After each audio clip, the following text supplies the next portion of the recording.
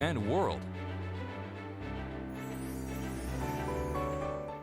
Hi, I'm Charlie Rose. As part of the Walter Cronkite School of Journalism and Mass Communication at ASU, Arizona PBS is providing a state-of-the-art venue for the next generation of journalists. From newsrooms in Washington, Los Angeles, and here in Phoenix, students engage in real-time, real-world news reporting, broadcast production, and online innovation. The Cronkite School and Arizona PBS working together in new ways to bridge the classroom to the community in the digital age.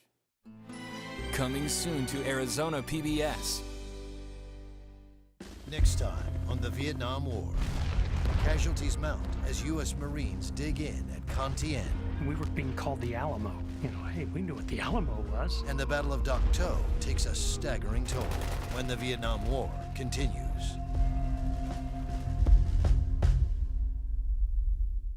Support for Arizona PBS comes from viewers like you and from... I'm David Goldstein, owner of Biltmore Loan and Jewelry. We buy or loan on upscale assets. We have over 30 years of experience in determining values of automobiles, jewelry, art, collectibles, and antiques. For more information and appointments, BiltmoreLoan.com. Hospice of the Valley, medical, social, and spiritual care for patients nearing end of life, and support for their families. A not-for-profit community hospice, HOV.org. From the Cronkite Studios in downtown Phoenix, this is Cronkite News.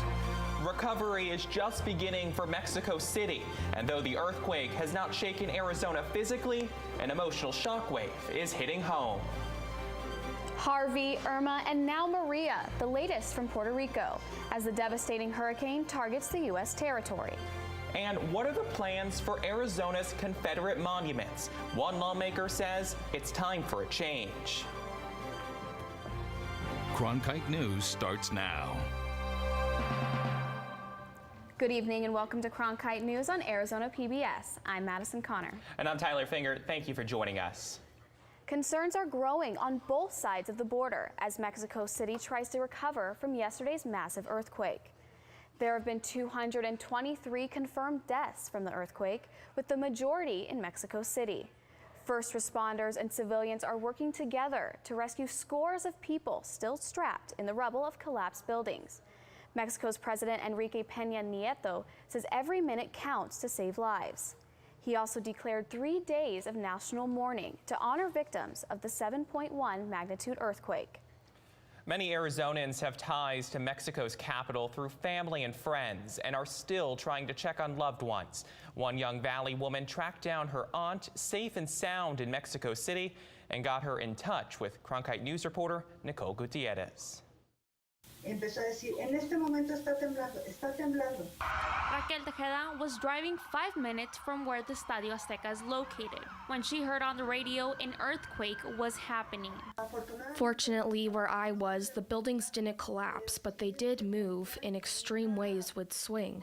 The posts, the trees that were around, the houses that were on the second floors would move impressively. Tejeda also said that her husband escaped out of a 4-story building when the city was shaken. And he commented that when he was coming down the emergency stairs, rocks were falling on him, as well as things of the structure.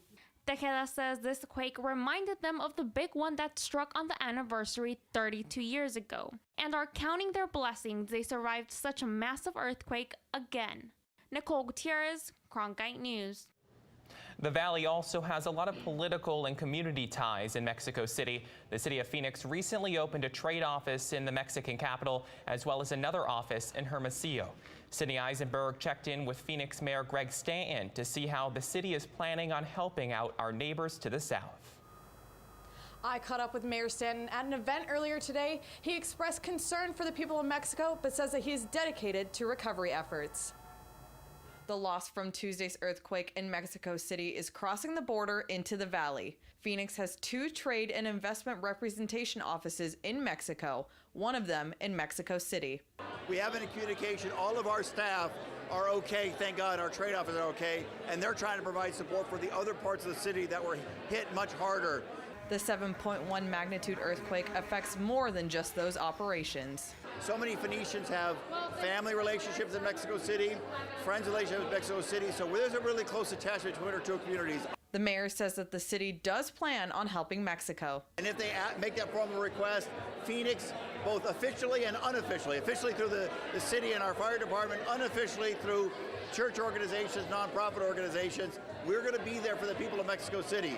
We love our relationship with Mexico City, and just like they would support us in a time of need, we will support them in a time of need as well. Mexico City must put in a formal request with the U.S. Agency for International Development before receiving assistance from the Phoenix government. In Phoenix, Sydney Eisenberg, Cronkite News. Following President Trump's decision regarding DACA, recipients say they feel a sense of urgency. Living United for Change in Arizona, also known as Lucha, is working to help local DACA recipients through the renewal process. Here at Lucha's Phoenix offices, they're having what they are calling DACA renewal clinics, running Monday through Saturday.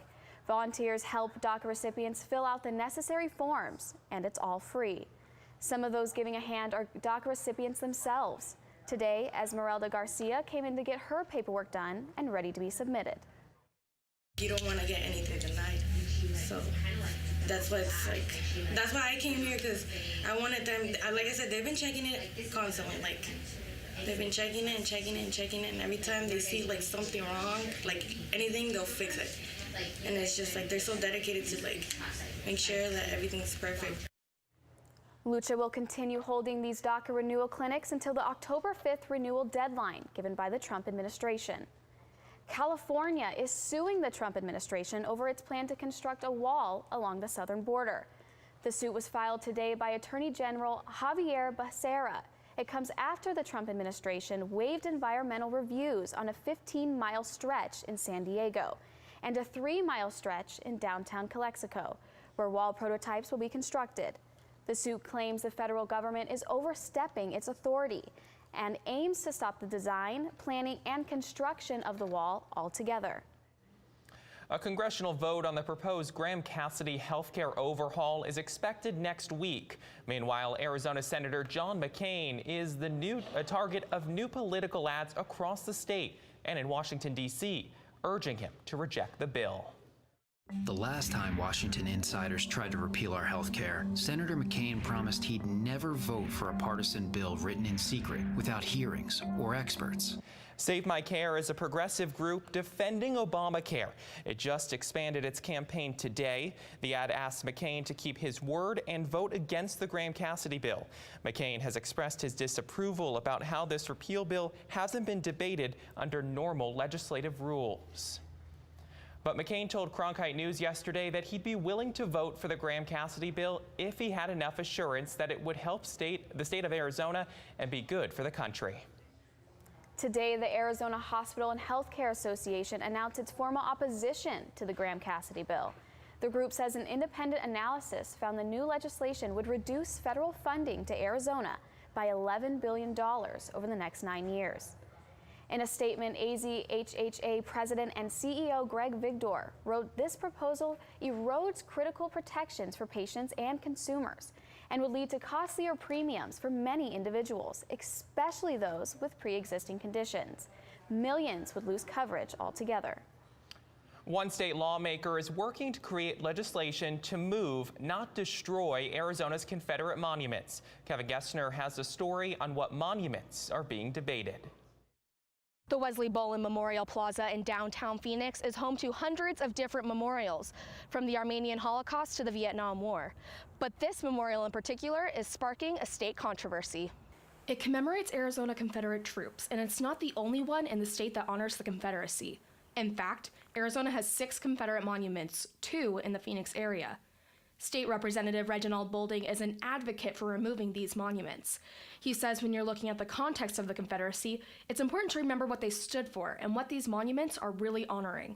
The members of the Confederacy, they stood by this belief that individuals, African Americans, should not be seen as humans. They believed that so much that they were able to put it into their own constitution, and many were willing to die. But Bill Long of the Sons of Confederate Veterans believes when you remove one monument, it's fair game to remove anything else that honors the Americans that served their country. were called to serve, which I was, and I did. So I would be highly upset if they wanted to say, okay, now we're going to take the Vietnam monuments down and not commemorate the people that died over there and served in that position. I totally agree that the monuments are preserving history. The question becomes, where do we place these monuments? I've always advocated that these monuments should go to a museum. They should go to private collectors. We would be more than happy to take the monuments and put them on private ground. Bolding plans to request a meeting with the Legislative Governmental Mall Commission and allow the public to have input. But he says having Governor Doug Ducey's backing would streamline the process. The governor also has the ability, according to another board, to actually remove the Jefferson Davis Memorial Monument that's on U.S. Highway 60, that's honoring that was put there to honor the Confederacy. So right now, the governor really has been absent in large part.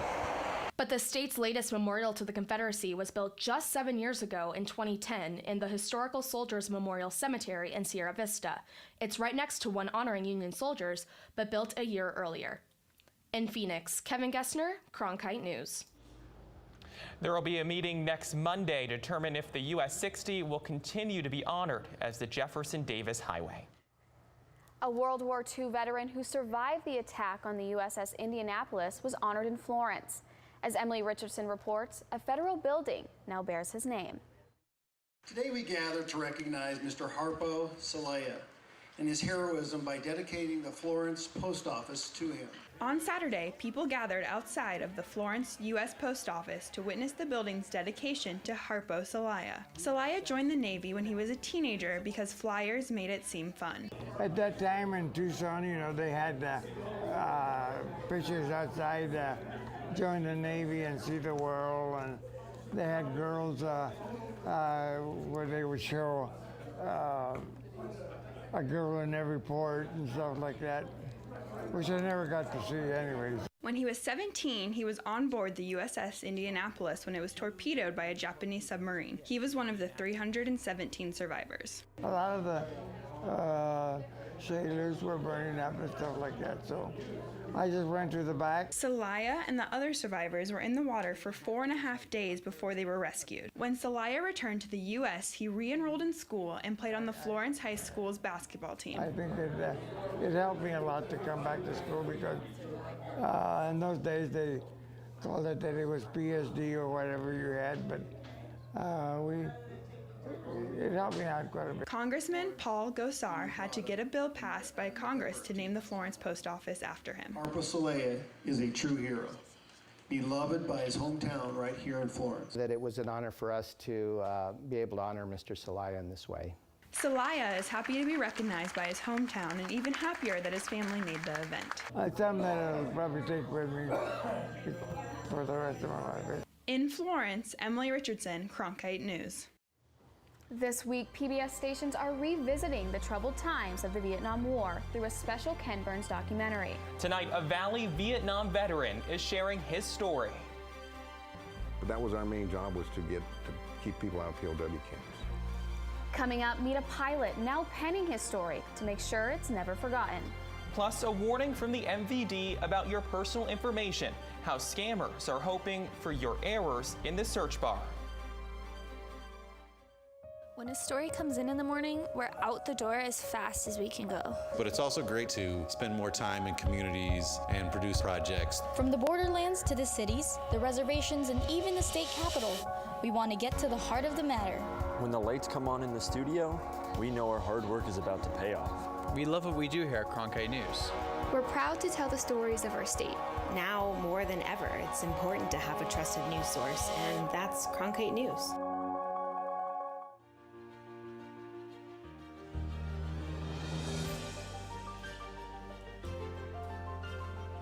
Officially from 36, and he hooks it in! Arizona State wins! Keeping one deep, and it is caught! Jalen Strong! Do you believe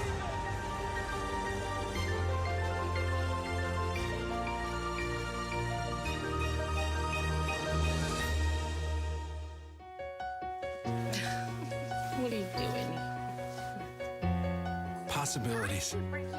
Your day is filled with them. Reach up, energy in the fingertips, collapse. TV, play Downton Abbey. And PBS helps everyone discover theirs.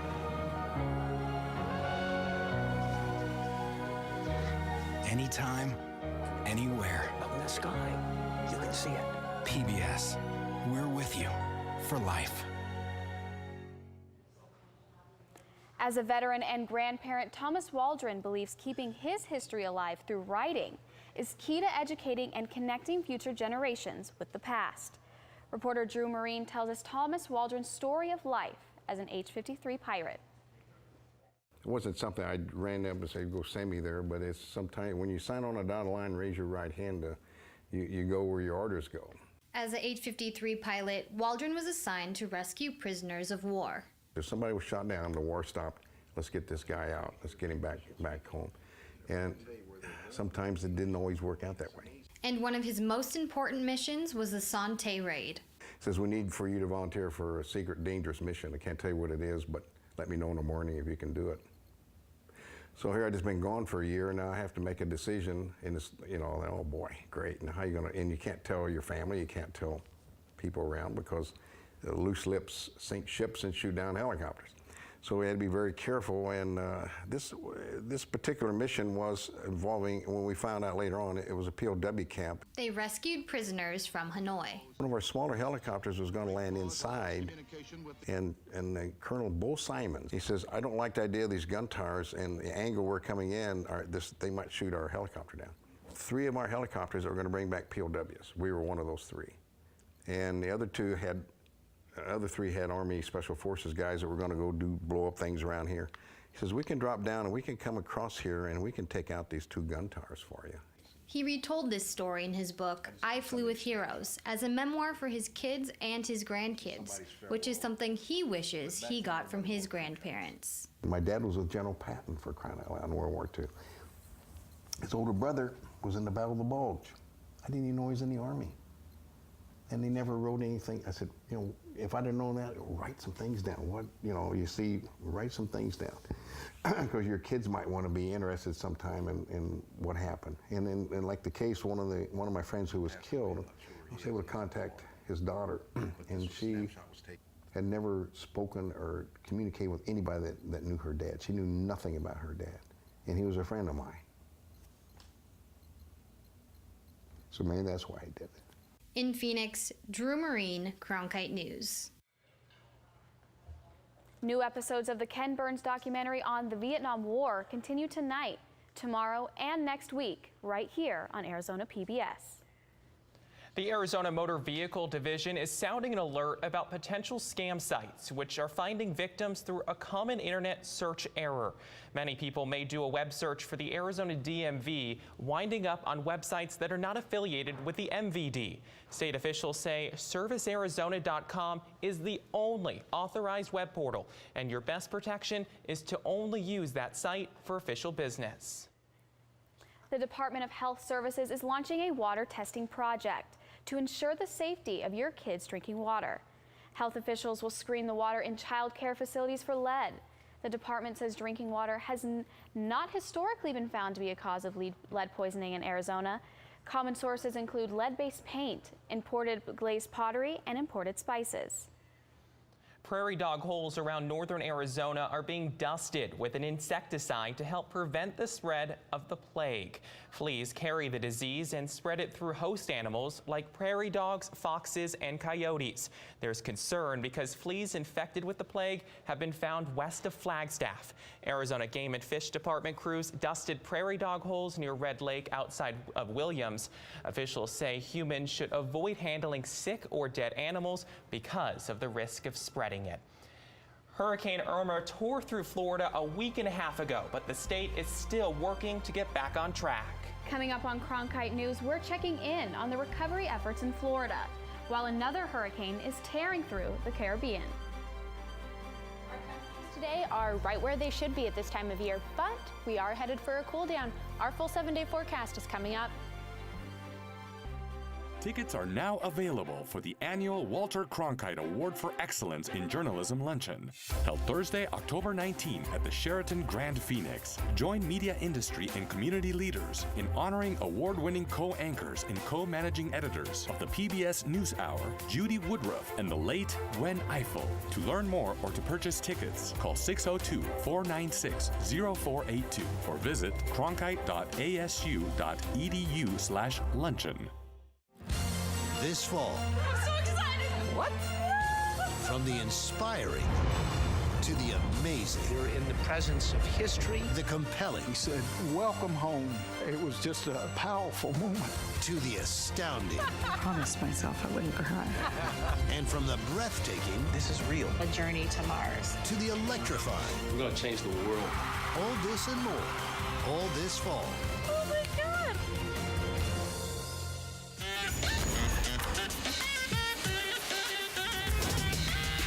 Third Rail with Ozzy. The new weekly show where we tackle the taboo and debate the tough questions with some of the most interesting minds in the game. I'm Carlos Watson. Electrifying conversation. Friday, only on PBS.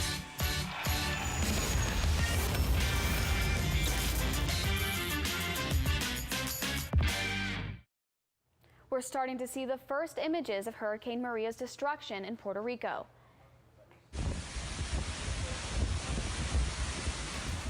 Hurricane Maria has now dipped to a Category 2 storm after leaving shore. Puerto Rico's governor says he's concerned about flooding, and the Office of Emergency Management says the entire island has lost power. Maria made landfall as a Category 4, and it's the strongest storm to hit the island in decades. Only about 11,000 of Puerto Rico's more than 3 million residents are in shelters.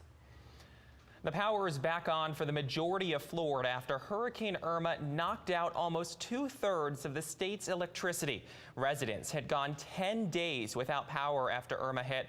Although improvements to the power grid were made 12 years ago after Hurricane Wilma, Florida's major utility companies still dealt with criticism for residents over the long power outage.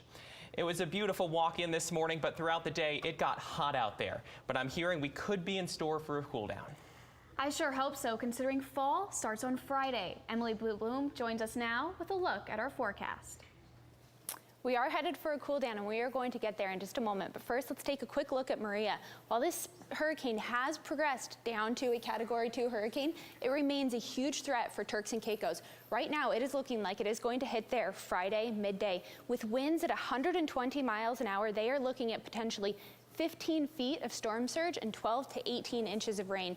As this hurricane progresses, it is going to head out into the Atlantic. It'll be there by Monday midday. Some models are actually indicating that this could meet up with Tropical Storm Jose circling and bringing quite a bit of precipitation to our east coast in the coming days. Back here at home, we are right where we should be at this time of year. We've got 95 down in Tucson, 95 in Lake Havasu, 74 at the Grand Canyon, and 75 in Show Low. Now this is where our cool down comes in. This area of low pressure continues to settle in from the Pacific Northwest.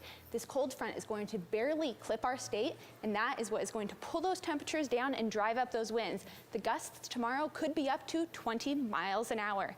As we head into the rest of the week, we do have our first day of fall on Friday, and apparently Mother Nature is on board. Our high drops nearly 10 degrees that day. The overnight low, 65. We hold on to these beautiful temperatures as we head into our weekend and the rest of next week. For Cronkite Weather, I'm Emily Bloom. A new ASU dorm is one of America's most tech-savvy. Students are enjoying Bluetooth washer and dryers and 3D printers right at home. Coming up, find out what Amazon did to add to the dorm's list of gadgets.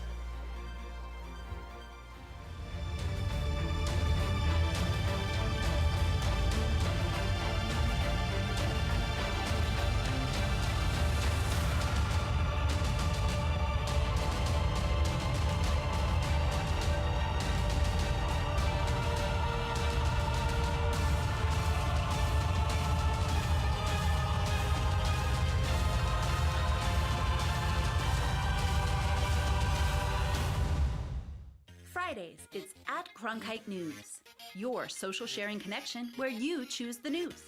Facebook likes and shares, tweets, retweets, and favorites. YouTube views and subscriptions. We're watching you watch us.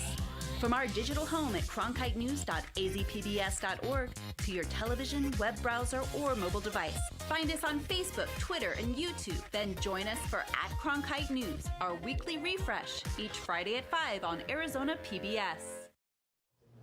College dormitories have come a long way in recent years, with universities spending millions of dollars to integrate them with the latest technologies. ASU's brand new engineering dorm, Tucker House, is no exception. Tim Johns shows us why even big tech companies are providing their latest gadgets to students who live there.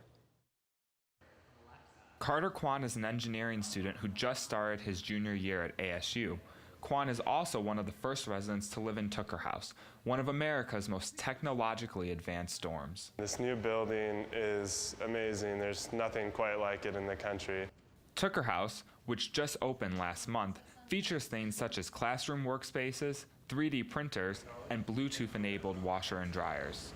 The high-tech dorm has garnered so much attention that even the tech giants of the corporate world have begun to take notice. Amazon has donated 1,600 of their Echo Dots for use by the residents of Tucker House, and there's a reason why. James Colafello, an associate dean at the Fulton Schools of Engineering, says it's because engineering graduates are in such high demand and that companies are keen to get in front of them as potential employers. Companies understand that if they want to be able to hire our students, they can't wait until they're seniors. And so we have companies getting involved with the students as early as a freshman year, trying to get their brand out there. Alexa. And it seems to be working. Kwan, along with his friend and classmate Stephen Hall, have already begun developing new interfaces for their Echo Dots and cite Amazon as a potential dream employer. Oh, I'd love to work at Amazon, so Amazon, if you're watching. But in the meantime, Tucker House, with all its gadgets, will continue to be Kwan's home. In Tempe, Tim Johns, Cronkite News. Tucker House is home to nearly 1,600 students and is located on University Drive on ASU's Tempe campus. Cronkite News is proud to be the news division of Arizona PBS. Here's what's coming up on Arizona Horizon and PBS NewsHour. On the next Arizona Horizon, ASU President Michael Crow talks about the state attorney general's lawsuit over in-state tuition for DACA recipients and tuition hikes overall, and how to talk to kids about current events. I'm Judy Woodruff. On the next NewsHour, I talk with Melinda Gates about the role of U.S. aid abroad. That's Wednesday on the PBS NewsHour.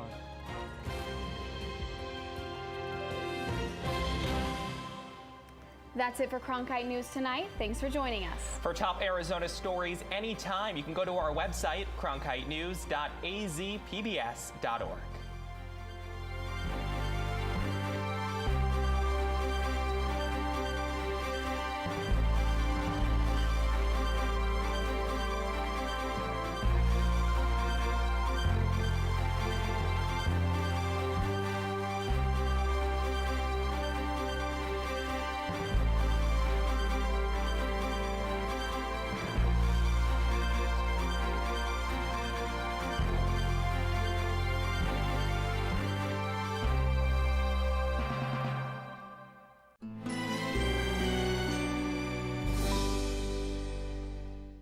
Next time on the Vietnam War. Go walk in the woods and draw fire.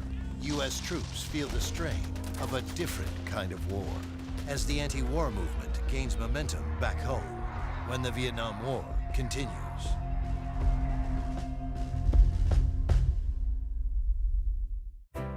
Explore new ideas and new worlds here on Arizona PBS, a community service of Arizona State University.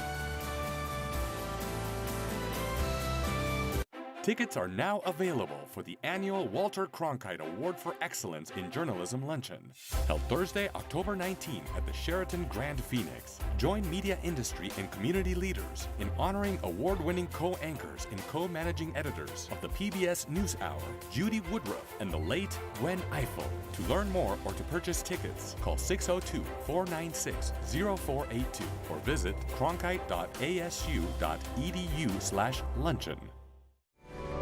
Coming up next on Arizona PBS, Life and World. When you want to be more connected, friend us on Facebook Follow us on Twitter. Watch us online.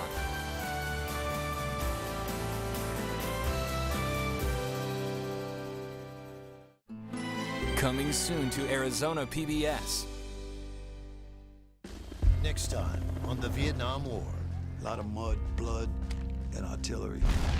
Casualties mount as U.S. Marines dig in at Con Tien. We were being called the Alamo.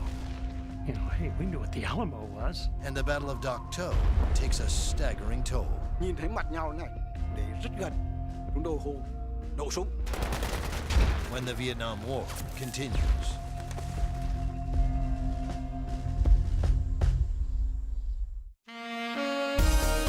It's a new season of Globe Trekker. See the world like you've never seen it before. If you track an anaconda, you got to go deep into the jungle. In Cantonese food, the best way to remember someone is to name a piece of food after them.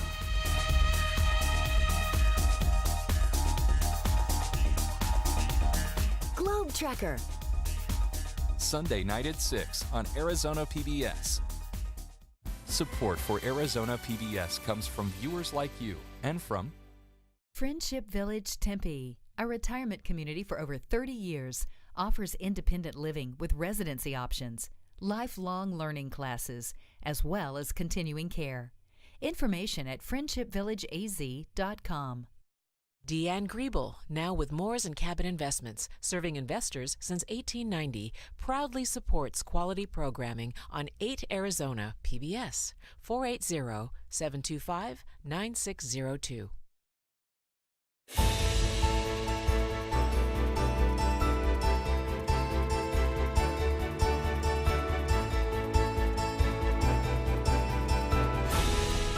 Coming up next on Arizona Horizon, ASU President Michael Crow responds to the state attorney general's lawsuit over tuition costs and how best to talk to kids about what can often be frightening current events. Those stories next on Arizona Horizon.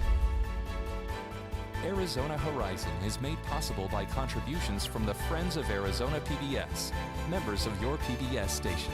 Thank you. Good evening and welcome to Arizona Horizon. I'm Ted Simon. State Attorney General Mark Brnovich has filed a lawsuit against the Arizona Board of Regents over in-state tuition for DACA recipients and tuition costs in general. Joining us now to talk about all this is the president of Arizona State University, Michael Crow. Good to see you again. Happy to be here. Thank you for being here. The Attorney General's lawsuit, I should say. Your thoughts? Well, you know, I think the Attorney General is trying to bring up an important area of public policy. I don't know that a lawsuit is necessarily the right vehicle, but I understand his concern. His concern is, have we or haven't we lived up to the Constitution of Arizona, which says that the public universities, with assistance from the state, will provide tuition costs as close to free as possible for what's called instruction. We think we've done that, but it hasn't been easy. And so the purpose of the lawsuit, I think, is to ask the question. We believe we have the answer. And the answer is that through a wide range of mechanisms, we've been able to find a way to advance the actual cost of attendance to attend the university. On average, for a student in Arizona, is around $2,000 net tuition. That's tuition after grants, not loans, but after grants. And so we think we've done that. And we understand why it's an important public policy question. He says in the suit that the increases have been dramatic and unconstitutional. You know, the stated increases have been significant over the base. The tuition used to be a couple $1,000s, and now it's around $10,000 as the stated price.